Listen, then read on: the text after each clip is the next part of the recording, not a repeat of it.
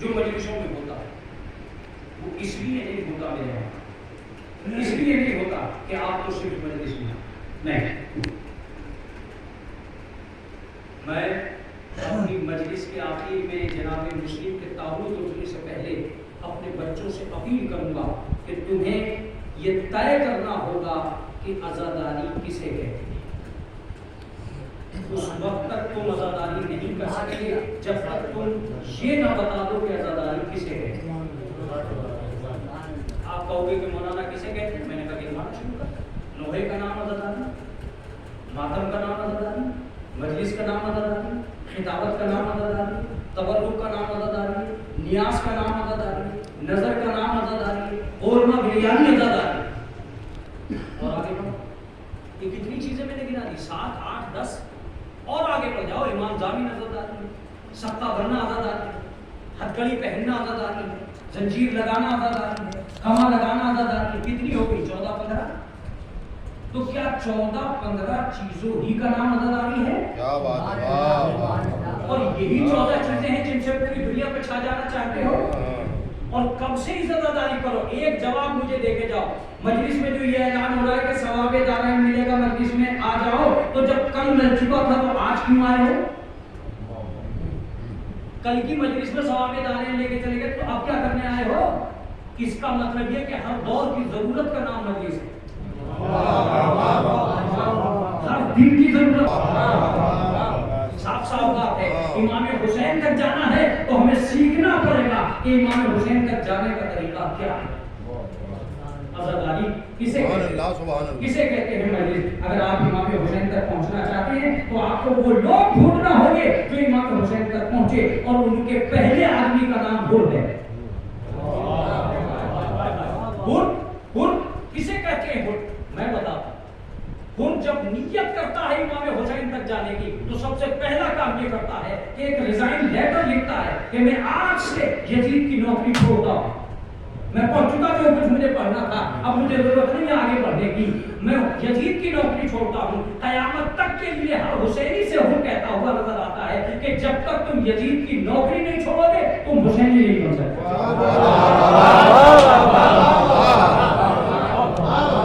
یزید کی نوکری کیا ہے؟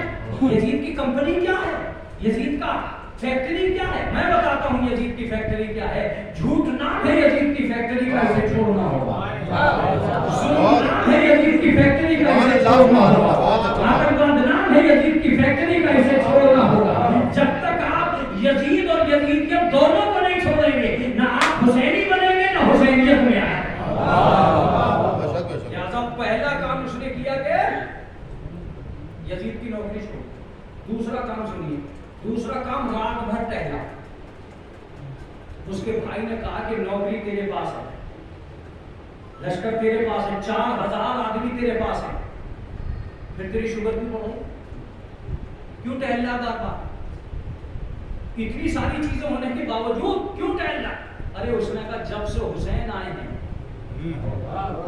جب سے ذہن میں حسین آئے ہیں مجھے چین سے نیند نہیں آ رہی. کیا کہنا چاہتا ہے؟ کہ میں فکر آخرت میں ٹہل رہا ہوں. مجھے جو کہنا تھا میں کہہ چکا. فکر آخرت میں راتوں کو جاگ نہیں سکتا.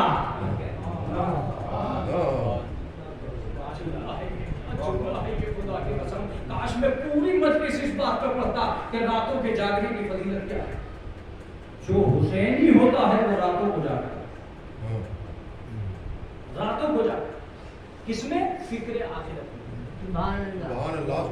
فکر آخرت، چاہے وہ نماز شب کو لے کر جاگے یا شب بیداری کو لے کر جاگے. صلوات پڑھتے محمد فضائل کا آخری جملہ. اس کے بعد وہ گیا اور اس نے جانے کے بعد میں عمر سعد کے خیمے کی تناظر ہوا. عمر سعد کا خیمہ دھڑام نے ذکر پڑا. عمر سعد جو تھا وہ آنکھیں رگڑتا ہوا باہر آیا. کیا بات ہے، کون ایسا سورما آ گیا جس نے میرا خیمہ ہی اکھاڑا تھا؟ میں نے کہا ہوئی یہ خیمہ اکھاڑنے کی بات کیا تھی؟ وہ حسینی ہے ہی نہیں جو عمر سعد جیسے کا خیمہ نہ اکھاڑنا چاہتا.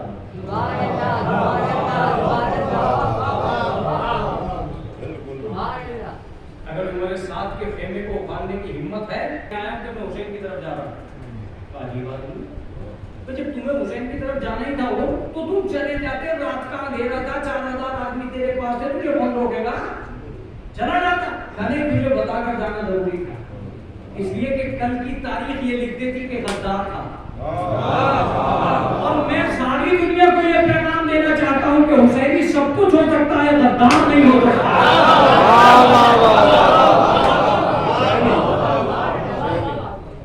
ایک عزادار کبھی غدار نہیں ہوتا۔ اسی لیے حکم ہے کہ جب بھی کبھی جلوس بنا کے چلو علم کو آگے رکھو۔ کیوں علم کو آگے رکھو؟ اس لیے کہ یہ علم وفادار کا علم ہے، تم اعلان کر سکو کہ یہ قوم وفاداروں کی قوم ہے، غداروں کی قوم نہیں ہے۔ تو ایک عزادار کو اور ساری صفتیں بھی پیدا کرنا ہے، صرف یہی نہیں کہ ماتم کر لیا، صرف یہی نہیں کہ بھئی ہم نے جو تھا وہ جلوس نکال دیا۔ ایک چیز یہ ہے کہ ہمیں گناہوں سے بچنے کی عادت ڈالنی ہوگی تاکہ ہم سچے عزادار ہوں۔ دوسری چیز یہ ہے کہ ہمیں غداری سے ہاتھ دھونا پڑیں گے تاکہ ہم سچے عزادار ہوں۔ تیسری چیز یہ ہے کہ ہمیں فکر آخرت میں جاگنا ہوگا تاکہ ہم سچے حسینی ہوں۔ آج جب جناب مسلم کا تابوت آپ کے کاندھوں پہ آئے تب آپ کو پتا چلے گا کہ امام حسین نے کیا لفظ کہے تھے جب جناب مسلم کو بھیجا تھا، کہا جاؤ میرے بھائی تم میرے معتمد ہو، جس پر حسین کو بھروسہ ہو جائے وہ حسین کا عزادار ہوگا۔ ثقتی، میرے اعتماد کا نام مسلم ابن عقیل۔ آپ جانتے ہیں کہ جناب مسلم ابن عقیل کسے کہتے ہیں؟ جناب عقیل سے یہ کہا گیا، حضرت علی نے کہا کہ میں چاہتا ہوں کہ میرے ایک بیٹا پیدا ہو جو کربلا میں حسین پہ کہا۔ مولا آپ نے عقیل سے کیوں کہا؟ میں جانتا تھا کہ میرے حسین کو بہت ضرورت۔ آج مسلم کے ذہن میں جب یہ بات پہنچے گی کہ حسین کو کربلا میں سپاہیوں کی ضرورت پڑ رہی تو ایک تیاری تو میری ہوگی کہ میں اپنے بیٹے کو تیار کروں گا کربلا، اور ایک تیاری عقیل کی ہوگی کہ عقیل تیار کرے گا اپنے بیٹے کو کربلا۔ اب میں آپ سے لفظ کہنے جا رہا ہوں اور اس کے بعد مجلس میں آپ کو خود بخود پتہ چل جائے گا کہ آج کس کا تابوت آپ اٹھانے جا رہے ہیں۔ جناب عقیل نے اپنا ایک سپاہی تیار کیا اور سب سے زیادہ کربلا میں جس کی اولاد قتل ہوئی وہ جناب عقیل کی ہی اولاد۔ کتنے عقیل آپ کو نظر آئیں گے شہداء کی فہرست میں، آپ نہیں جان سکتے۔ خوش نصیب ہیں آپ کہ جو آج کی اس مجلس کو امام زمانہ کے حوالے کرنے جا رہے ہیں۔ کھروا جلال پور کے لوگوں کی جانب سے جب جناب مسلم کے تابوت کے گواہ اس یہ مجلس بن کر امام زمانہ تک پہنچے گی تو آپ کو پردے غیب میں بیٹھا ہوا ایک ایسا عزادار دکھائی دے گا جو آپ سے ایک جملہ کہہ رہا ہوگا کہ تم صرف پانی کے آنسوؤں سے روتے ہو لیکن امام زمانہ خون کے آنسو روتے ہیں۔ عزیزو، میں آج آپ سے ایک جملہ کہنا چاہتا ہوں، چونکہ آپ سادات ہیں اس لیے چھٹے امام نے یہ جملہ آپ تک پہنچایا ہے کہ ہمارے اجداد پہ رونے والوں کبھی بھی گھٹ گھٹ کے نہ رونا، اس لیے کہ ہمارے اجداد کو توبہ کے بعد بتاتی ہے کہ کربلا نام تھا، توبہ کا کربلا۔ آج مقدمہ کربلا کی مجلس، آج جناب مسلم ابن عقیل کی مجلس، سلام کرو اس بہادر کو کہ جو آخری وقت تک اپنے امام کی یاد میں دنیا سے روایت میں بتاتی ہے کہ جاؤ مسلم۔ جب جناب مسلم کے چلنے کا وقت آیا تو جناب مسلم ملنے کے لیے جناب عباس کی بہن، جناب عباس کے سگے بہنوں کی جناب مسلم لبابہ خاتون جناب ام البنین کی بیٹی تھی، جناب مسلم ملنے کے لیے اپنے گھر میں آنے کے بعد، اپنے خیمے میں آنے کے بعد کہا کہ مجھے مولا کوفہ بھیج رہے۔ کہا مسلم 2 بچے 4 بچے ہمارے پاس، مسلم 2 بچے میں رکھتی اور 2 بچے آپ کے حوالے کرتی ہیں. جب میں کوفے آؤں گی تو جو بچے میرے پاس ہوں گے وہ میں آپ کے حوالے کر دوں گی، اور جو بچے آپ کے پاس ہوں گے وہ میرے حوالے ہوں گے. ایک مسلم میں 4 بچوں کا بوجھ ایک ساتھ نہیں اٹھا سکتی، یا تو 2 بچوں کو اپنے ساتھ. جناب مسلم نے اپنے ننھے 2 بچوں کو لیا اور کوفے کی طرف روانہ ہوئے تو جناب عباس کی بہن ایک گوشے میں بیٹھ کر رونے لگی. روایت بتاتی ہے کہ جناب عباس کہنے میں آئے اور کہتے ہیں کہ میری بہن، کیا تم عباس کی بہن نہیں ہو؟ کہ بھائی اگر عباس کی بہن نہ ہوگی تو میں مسلم کو اجازت ہی نہ دیتا. مسلم فدا ہے میرے مولا. روایت یہ بتاتی ہے کہ جناب مسلم کوفے پہنچے. حالات بہت مناسب تھے. امام حسین کو خط لکھا کہ میرے مولا حالات بہت اچھے ہیں، جتنی جلدی ہو سکے آپ کوفے چلے آئیں. 18,000 لوگوں نے مجھ سے بیعت کر لی، لیکن کچھ ہی دن کے بعد 8 آدمی بھی ایسے تھے جو جناب مسلم کے پیچھے نماز پڑھ رہے ہوں. ایک وقت ایسا آ گیا جب علی کا انتقال ہو گیا، جب بہت سارے ساتھیوں کو مار دیا گیا تو مسلم کوفے کی گلیوں میں ٹہل رہے تھے. اب کوئی دروازہ نہ تھا جو جناب مسلم کے لیے کھلتا. راوی نے لکھا ہے کہ ایک عورت تھی جس کا نام توبہ تھا، اس کے دروازے پر بیٹھے تھے کہ اچانک اس نے دروازہ کھولا کہ میرا بیٹا باہر بیٹھا ہے، ابھی تک نہیں آیا ہے. ایک ساتھی تم کون ہو، میرے دروازے پہ کیوں بیٹھے ہو؟ جناب مسلم نے جواب نہیں دیا، بس اتنا کہا کہ اگر تھوڑا سا پانی مل جائے.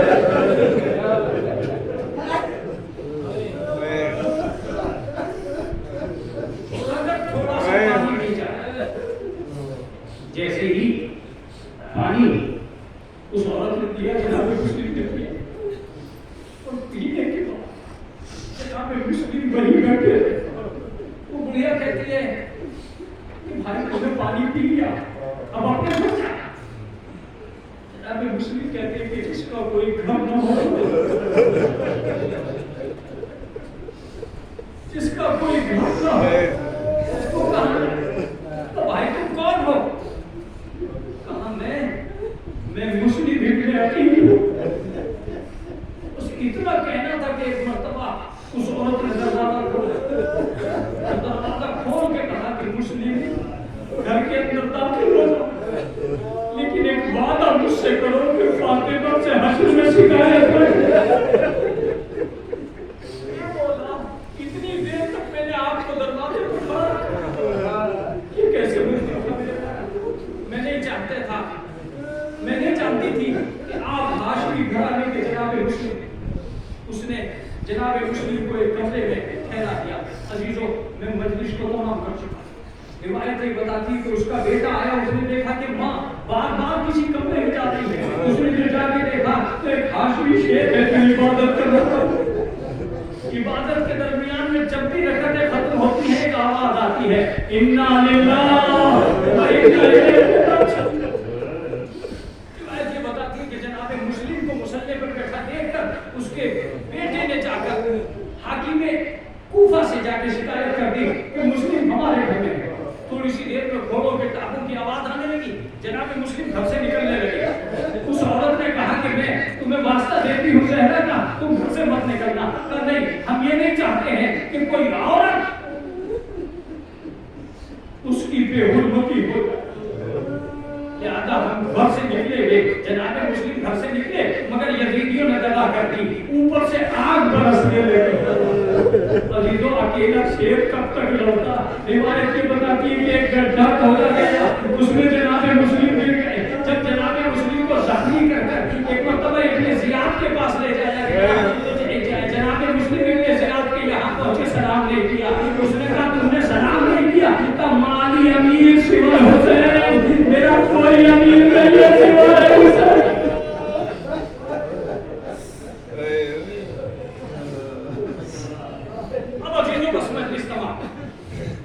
تھوڑی سی دیر میں تابوت آپ کے حوالے ہوگا. جب تابوت کو ہاتھ لگانا تو اس منظر کو بھی نگاہوں میں رکھنا کہ کئی دن تک جناب مسلم کی لاش کوفے کی گلیوں میں گھسیٹی جاتی ہے. سب دارالمنارہ پہ لگتا ہے. میں دو باتیں پڑھوں گا اور مجلس کو تمام کر دوں گا. ایک بات ادھر کی ہے اور ایک بات جناب مسلم کے شہادت کے بعد کی ہے. اس کے بعد آپ بتا جائیں, متوجہ ہو تو سنیے گا, روتے رہ جائیں. روایت یہ بتاتی ہے کہ جناب مسلم نے پانی مانگا, ایک ظالم نے آپ کے اوپر کا ہوکا کیا. مسلم نے 3 مرتبہ پانی پینا چاہا, تینوں مرتبہ پانی خون سے لے گیا, پانی کو پھینک دیا اور ایک لفظ کہا کہ شاید ہمارے مقدم میں پیاسا شہید ہو, شاید ہمارے مقدم میں پیاسا شہید ہو رہا ہے. اور یہ کہہ کے ایک مرتبہ ابن زیاد جلاد کو حکم دیتا, کوفے کے دارالعمارہ کی اونچائی پر جا کر جناب مسلم کا سر قطع کر دیا. جب جناب مسلم دارالعمارہ کی بلندی پر پہنچے تو جناب مسلم نے اس جلاد سے کہا کہ اگر اجازت دے تو میں 2 رکعت نماز پڑھوں. 2 رکعت نماز پڑھی اور اپنے ہاتھوں کو اٹھا کے کہا پروردگارا کسی بھی طرح حسین کی زیارت کرنا, مجلس کو تمام کر دینا. روایت یہ بتاتی ہے کہ ساری زمینیں پست ہو گئی. امام حسین جس سرزمین پر چل رہے تھے وہ سامنے آ گئے. بس مسلم نے زخمی ہاتھ اٹھا کے کہا السلام علیکم یا عبداللہ. ادھر امام حسین نے کھڑے کھڑے جواب دیا وعلیکم السلام یا مسلم غریب.